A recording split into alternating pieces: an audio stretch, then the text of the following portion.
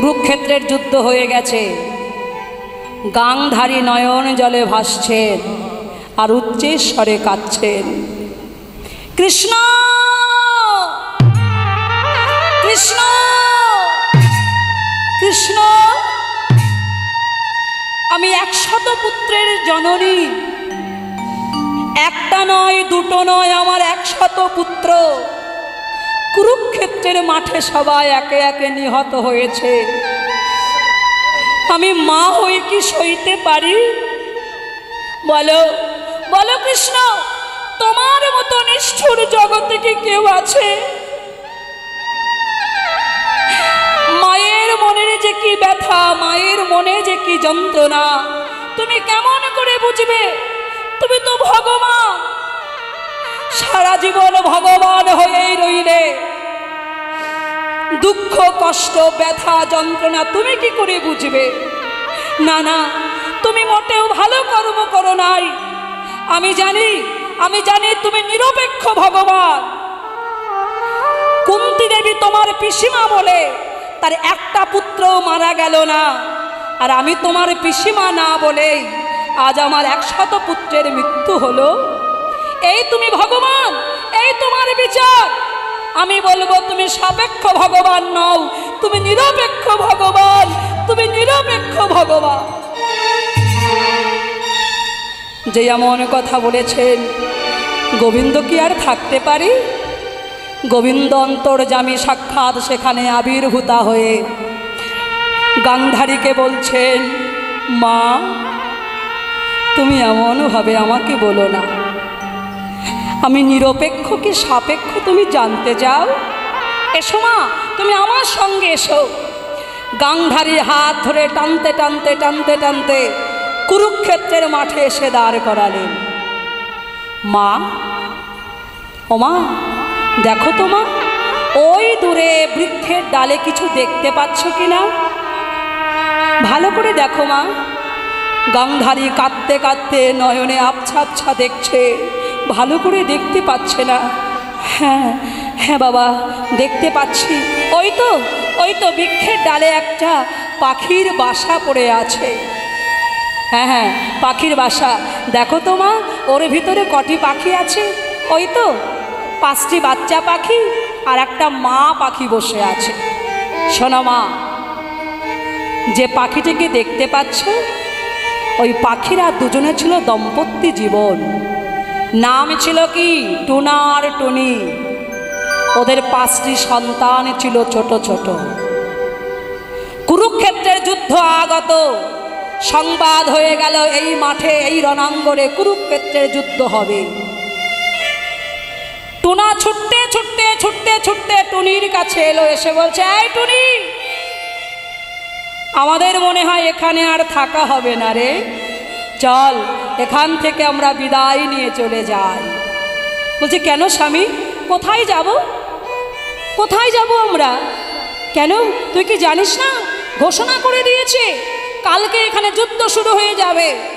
আহা, যদি এখানে যুদ্ধ শুরু হয়ে যায়, হ্যাঁ আমরা বৃক্ষের ডালে থাকবো। যদি একটা গদার বাড়ি এই বৃক্ষের ডালে লাগে, আমরা কি বেঁচে থাকবো? হ্যাঁ, আমাদের বাসা সহ আছাড় খেয়ে মাটিতে পড়ে আমরা সবাই তো মারা যাব। না না, এখানে আর থাকা চলবে না, চল টুনি, এখান থেকে আমরা বিদায় নিয়ে চলে যাই। টুনি বলছে, স্বামী, এই বৃক্ষের ডালে, এই বৃক্ষ আমাদের কত সাহায্য করেছে, প্রখর রৌদ্রের তাপে আমাদের অঙ্গে ছায়া দিয়েছে, প্রচণ্ড ঝড় জলে আমাদের এই বৃক্ষ রক্ষা করেছে, আর এই বাসা ছেড়ে আমরা চলে যাব? আরে এত গল্প আর ভালো লাগে না। তুই কি বুঝিস না, বিপদের সময় আসলে সৎ উপায় বার করতে হয়, কি করে বাঁচা যায় সেই চিন্তা করতে হয়। চল চল, এখান থেকে তাড়াতাড়ি করে আমরা বিদায় নিই। আচ্ছা স্বামী, তুমি কি দেখে এত ভয় পাচ্ছ আমাকে বলতে পারো? কি দেখে ভয় পাচ্ছি তুই দেখতে পাচ্ছিস না? আহা, ঠিক আছে, তুই থাক, কালকে তোকে আমি দেখাবো। তোকে আজ কিছু বলবো না, ঠিক যুদ্ধ শুরু হওয়ার কিছুক্ষণ আগে এখান থেকে তোকে নিয়ে পালাবো আর তোকে দেখাবো। চোখে দেখলেই বুঝতে পারবি কি দেখে আমি ভয় পাচ্ছি। পরের দিন প্রভাতকালে যুদ্ধ আরম্ভ হবে। এমন সময় এক পাশে কৌরব পক্ষ আর এক পাশে পাণ্ডব পক্ষ। কৌরব পক্ষে মাতুল কুল, গুরুকুল, পিতৃকুল সকলে দাঁড়িয়েছে, আর পাণ্ডব পক্ষে শুধুমাত্র পঞ্চ পাণ্ডব আর ভগবান শ্রীকৃষ্ণ দাঁড়িয়েছে। টুনি হাসছেন। টুনি এতটুকু পর্যন্ত হৃদয়ে ভয় প্রবেশ করে না। টুনা বলছে, এই তুই এখনো হাসছিস? বলছে, হ্যাঁ, কেন হাসবো না? বলো স্বামী, তোমাকে প্রশ্ন করেছিলাম তোমার ভয়টা কি দেখে হচ্ছে। শোন টুনি, চেয়ে দেখ, ওই দেখ দুর্যোধন, দুর্ধর্ষ, সকলে দুঃসাহ, সবাই দাঁড়িয়ে আছে। পিতামহ ভীষ্মদেব, গুরু দ্রোণাচার্য সকলে দাঁড়িয়ে আছে অস্ত্র শস্ত্র নিয়ে। বলতে পারিস এদের এক একজন এক একটা বাণের আঘাত, গদার আঘাত তুই সহ্য করতে পারবি? চল সকাল সকাল এখান থেকে বেরিয়ে যাই, আর বিলম্ব করিস না, এখনই যুদ্ধ শুরু হয়ে যাবে। টুনি বলছে, স্বামী তুমি এই দেখতে পেয়েছ, যাদেরকে দেখলে ভয় হৃদয়ে আনন্দ হয়, প্রবেশ করে, যাদেরকে দেখলে হৃদয়ে ভয় প্রবেশ করে, তুমি তাদেরকে চোখে দেখতে পেয়েছ। কিন্তু স্বামী, যাকে দেখলে ভয় দূরে চলে যায়, তুমি কি তাকে দেখতে পাও না? যেমন একদিকে দাঁড়িয়ে আছে কৌরব পক্ষ, তেমন চেয়ে দেখো স্বামী, আর একদিকে দাঁড়িয়ে আছে পাণ্ডব পক্ষের অগ্রভাগে ভগবান শ্রীকৃষ্ণ, বিপদ ভঞ্জন মধুসূদন, যার চরণ তলে আশ্রয় করলে জগতের আর কোনো ভয় থাকে না। স্বামী, তুমি তো তার দিকে চেয়ে দেখলে না। টুনা বলছেন, টুনি তোর যখন এত সাহস, তোর যখন এত বিশ্বাস, তবে তুই থাক, আমি চললাম। টুনি বলছে, স্বামী যদি আমি একা থাকতাম আমার কোনো ভয় ছিল না, আমার চিন্তা ছিল না, আমি তোমার সঙ্গে তোমার সেবা করবার জন্য আমি উড়ে চলে যেতাম। কিন্তু স্বামী তুমি যে বাবা আর আমি যে মা, বাবার মায়া মমতা, মায়ের মমতা তুমি তো এক করিলে হবে না। আমার ছোট্ট ছোট্ট এখনো চোখ ফোটে নাই, ডানা মেলে উঠতে পারে না আমার 5টি ছানা, আমি এদেরকে রেখে আমি মা হয়ে কেমন করে যাব? শোনো স্বামী, যদি ভগবান কাউকে রক্ষা করে, জগতে এমন কোনো শক্তি নাই তাকে মারতে পারে, আর ভগবান যদি কাউকে মারে, জগতে এমন কোনো শক্তি নাই যে সে বাঁচিতে পারে।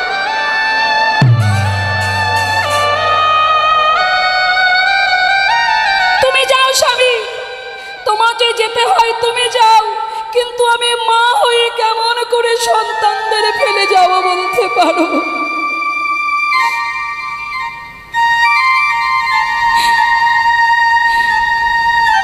টুনা উঠতে উঠতে উঠতে উঠতে বাচ্চা ছানাগুলোকে নিজের স্ত্রীকে রেখে টুনা গেল। টুনি পড়ে রইল সন্তানগুলোকে বক্ষের মাঝের মধ্যে রেখে। সন্তানগুলিকে বক্ষে নিয়ে গোবিন্দর চরণ তলে বলছেন, দয়াময় তুমি তো সাক্ষাৎ সম্মুখে দাঁড়িয়ে আছো, আমার এই ছোট্ট ছোট্ট ছানাগুলো তোমার চরণ তলে আমি আত্মনিবেদন করলাম, তুমি রক্ষা করো ঠাকুর। জগতে যার কেহ নাই শুনেছি তুমি তো আছো, তোমার চরণ তলে আজ আমি আত্মসমর্পণ করলাম। তুমি যা করো, তুমি বাঁচালে আমাদের বাঁচাবে, তুমি মারিলে আমাদের মারিবে। চরণ তলে আত্মসমর্পণ করে নির্ভয়ে বসে বসে টুনি গোবিন্দ নাম স্মরণ করতে লাগলো। আহা, অর্জুন অর্জুন অর্জুন, যুদ্ধ আরম্ভ করবার আগে তোমার একটা কর্ম বাকি আছে। কি জানো? বলো বলো দয়াময়, আমার কি করতে হবে?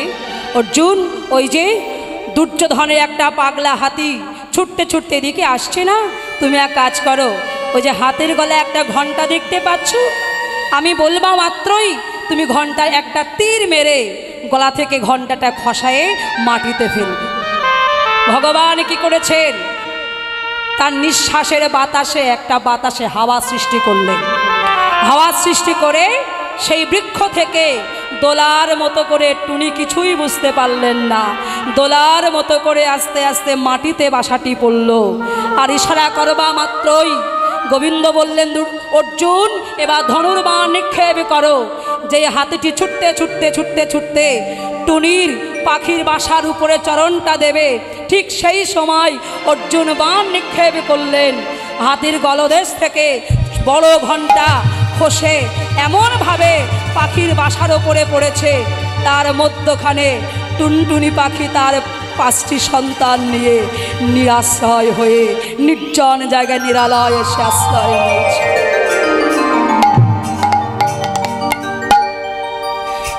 গোবিন্দ বললেন, টুনি আমি গীতায় প্রতিজ্ঞা করেছি,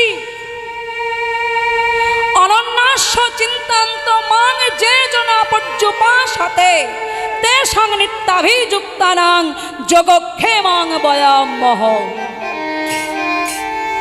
এই জগতে যদি কেহ আমার চরণ আশ্রয় করে, আমি সেই ভক্তের আহার্য বস্তু নিজে ভগবান হয়ে মাথায় করে বহন করে।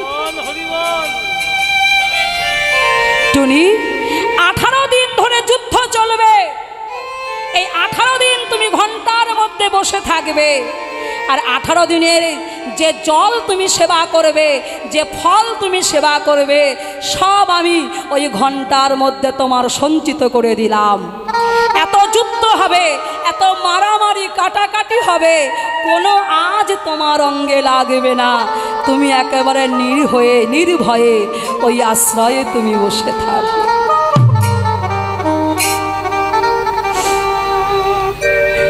টুনি নয়নে জলে ভাসে আর বলে, ভগবান জগতে তোমার কত কত ভক্ত আছে, ভক্ত আছে কত যোগী মনি ঋষি তোমার চরণে সাধনা করে পাই না, সাধনে করে পায় না। আমার মতো সামান্য পক্ষীর জন্যে, আমার মতো সামান্য পক্ষীর জন্যে তুমি আজ কত ভাবনা করিলে। গোবিন্দ বলে, ওরে টুনি রে, জগতে আমার কোটি কোটি ভক্ত থাকিতে পারে,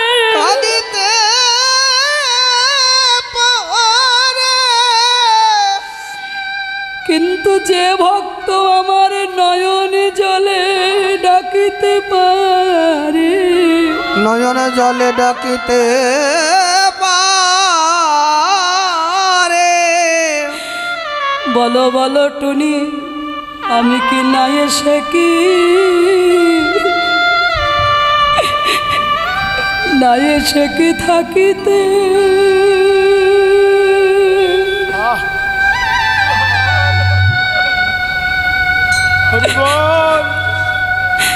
থাকিতে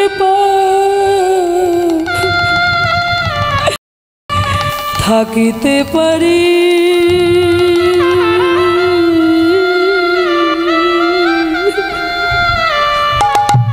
আমি না এসে কি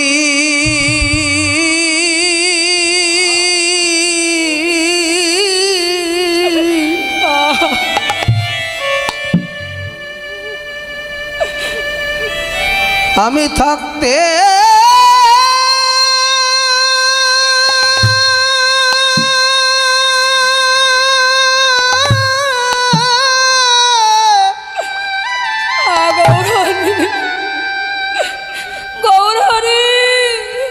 আমি না এসে কি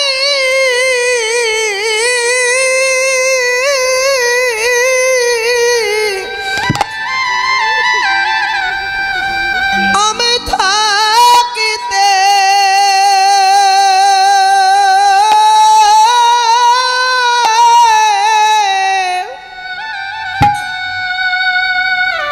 আমি থাকতে পারি।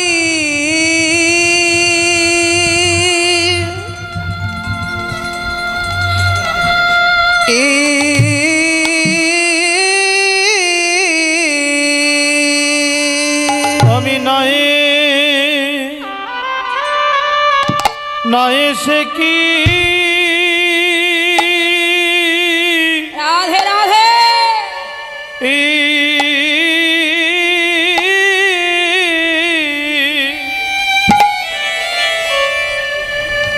আমি থাকতে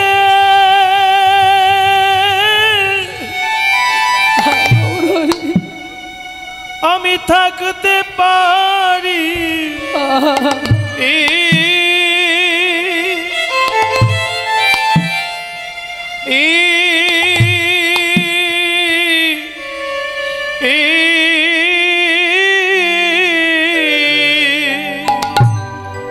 যে জন নয়ন জলে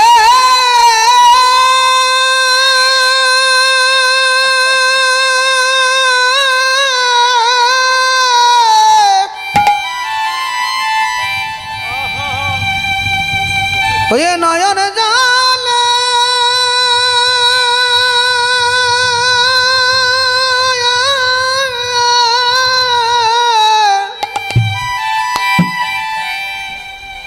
যে জনে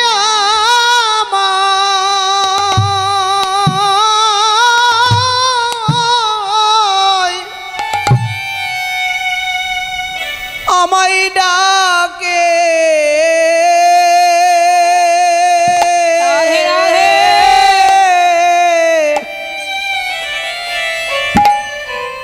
আমি না এসে কি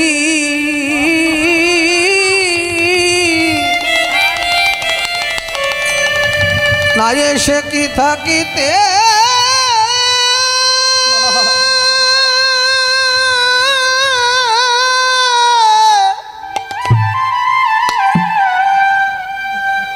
আমি থাকিতে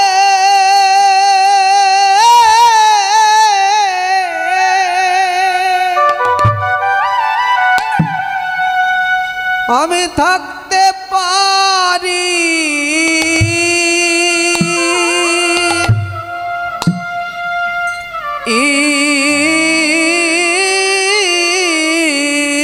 যে জন নয় বলে আরে নয়ন জলে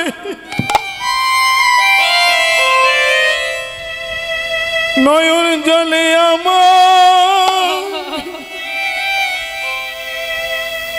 আমায় ডাকে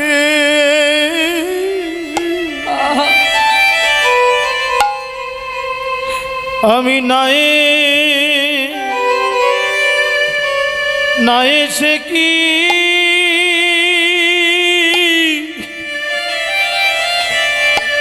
না এসে কি থাকতে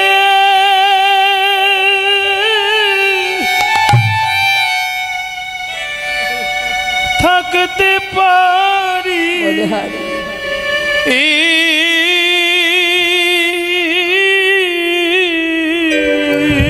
আমি ভক্তের হৃদয় মাঝে হৃদয় মাঝে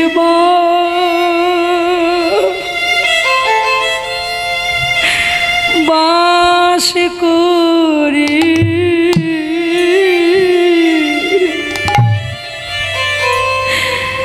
ভক্ত যেদিকে ঘোরায় সেই দিকে ঘুরি ভক্ত হৃদয় মাঝে হরিবল হরিবল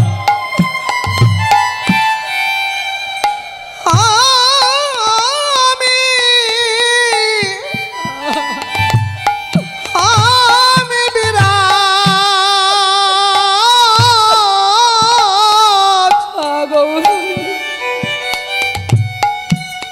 আমি বিরাজ করি